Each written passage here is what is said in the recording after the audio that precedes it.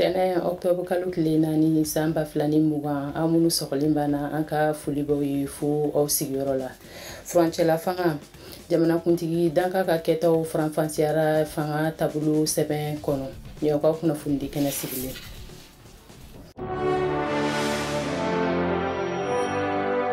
Mali ka sariyaw kunnafoni sɛbɛn numero 17nan kɔnɔ min taara san 2020 Octobre kalo tile fɔlɔ a tun fɔra ko jamanakuntigi danka ye Colonel Assimi Goïta ye k'a bɛ se ka jamanakuntigi badaw nɔna bila waatinin kɔnɔ walima ka nɔna bila kudayi ni o b'a kunbɔ furancɛla fanga kɔnɔ. A sɛbɛnnen do tablo sɛbɛn ɲɛ 7nan na ko dakan bɛ kɛ furancɛla fanga jamanakuntigi la ko bɛ sugandi jamanakuntigi sugandi cogo la nka ko baaraw kɛta bɛ ɲɛsi lakanako ma. A fɔlen do fɛnɛ a kɔnɔ a ɲɛ 9nan na ko jamanakuntigi n'a dakan fila si tɛna kan bɔ jamanakuntigiya ni depiteya jɔyɔrɔ nɔfɛ furancɛla fanga kuncɛ tɔ la ko yamaruya tɛna di u ma fiyewu. Ni lanselin kɛra don min na CEDEAO ka lasigiden Professeur Amidou Bouly y'a jira ko jamanakuntigi ni ɲɛmɔgɔ sugandira ka kɛɲɛ ni CEDEAO ka laɲini ye. U fila bɛɛ kɛra sivili ye nka ko jamanakuntigi dankan tɛna jamanakuntigi nɔna bila fiyewu fo o de ka kɛ faranfasiya ye. A mana bɔ da o da fɛ k'o tɛ kɛ. Ko CEDEAO tɛna jɛ n'o waleya nin ye sabula ko mɔgɔ t'o laban dɔn. CEDEAO ka lasigiden y'a jira Mali faamaw na ko ni Mali b'a fɛ ɲankiliw ka wuli ka bɔ a kan nɔnabilali ka bɔ furancɛla fanga taabolo sariya sɛbɛn kɔnɔ. Assimi Goïta ko a y'a to CEDEAO ta la a jɛna nɔnabilali kɔ. N'a ta bɛɛ Amidou ko laɲini tɔ ma matarafa hali bi ko mɔgɔ minnu minɛna yɛlɛma fanga hukumu kɔnɔ k'olu bɛɛ ka bila ko ni o de ma kɛ ɲankiliw wulili man di.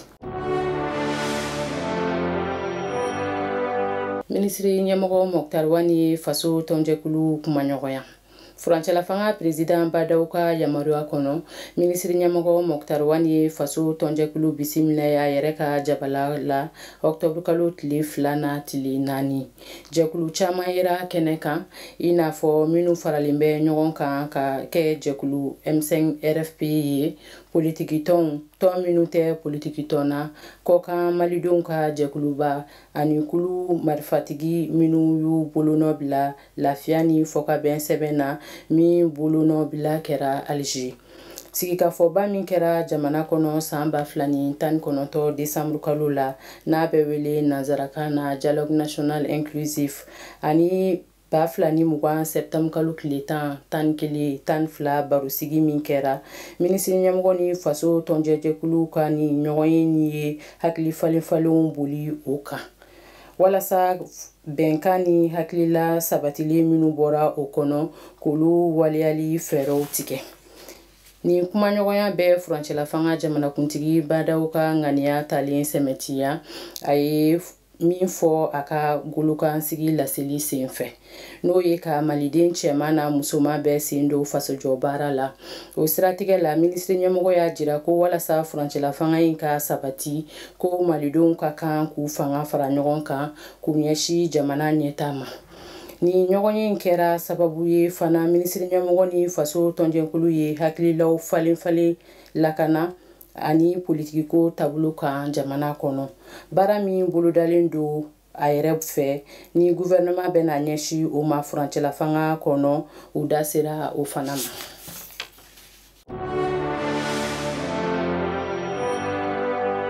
Colonel Assimi Goïta ni sɔrɔdasi ɲɛmɔgɔw ye lajɛ kɛ. A lajɛ kuntala sera lɛrɛ 3 ɲɔgɔnna ma. Colonel Assimi Goïta y'a jira kunnafonidilaw la ko a jɔyɔrɔ kama lakanako la a ɲuman ye ani sɔrɔdasi ɲɛmɔgɔw ka sigi ka hakilila falenw kɛ lakana taabolo kan.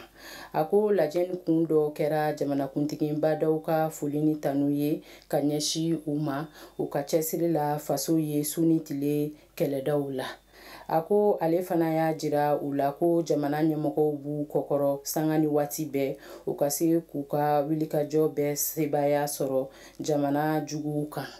Colonel Assimi Goïta ko lajɛ ku wɛrɛ kɛra u ka gɛlɛya sidɔnni ye waati in na u ka baara kɛcogo la kɛlɛdaw la walasa u k'u fanga fara ɲɔgɔn kan laɲiniw sabatili la i n'a fɔ jamanakuntigi bandaw y'a yira cogo min na a sigidenw fanga la. Ka laban ka ɲini bɛɛ fɛ kɔrɔnfɛmɔgɔ ni tilebin yanfamɔgɔ bɛɛ ka u seko kɛ jamana lakanani na basigi ka se ka sabati. A ko ni ɲɔgɔn dɛmɛ tɛ sɔrdasiw dama tɛ se k'u ka kɛlɛw sebaya sɔrɔ kojugubakɛlaw kan. O la a ko a bɛ dɛmɛ ɲini jamanaden bɛɛ fɛ. O kɔfɛ Colonel Assimi Goïta ye foli ni tanu lase jamana dɛmɛbaw bɛɛ ma kɛrɛnkɛrɛnnenya la Barkhane, MINUSMA, G5 Sahel, Takuba olu minnu ni Mali sɔrdasiw bɛ wuli ka bin na ɲɔgɔn fɛ kɛlɛdaw la jamana basigiko la. A y'a ɲini sɔrdasi ɲɛmɔgɔw fɛ hali bi u k'u jilaja ka kɔn ni lajɛ ɲɛ. Colonel Assimi Goïta ni polisiw ani gendarmew ye lajɛ kɛ yɛlɛma ɲuman donni na Bamako n'a Lamini lakanako la fo ka se jamana mumɛ lakanani ma. Nin bɛ dan sigi an ka bi kunnafoniw na. Nin baara nin bɛɛ kɛra Amakuni ani Sere ka bolo di ɲɔgɔn ma kɔnɔ. Aw k'an bɛn waati wɛrɛ nin kɛnɛ in kan.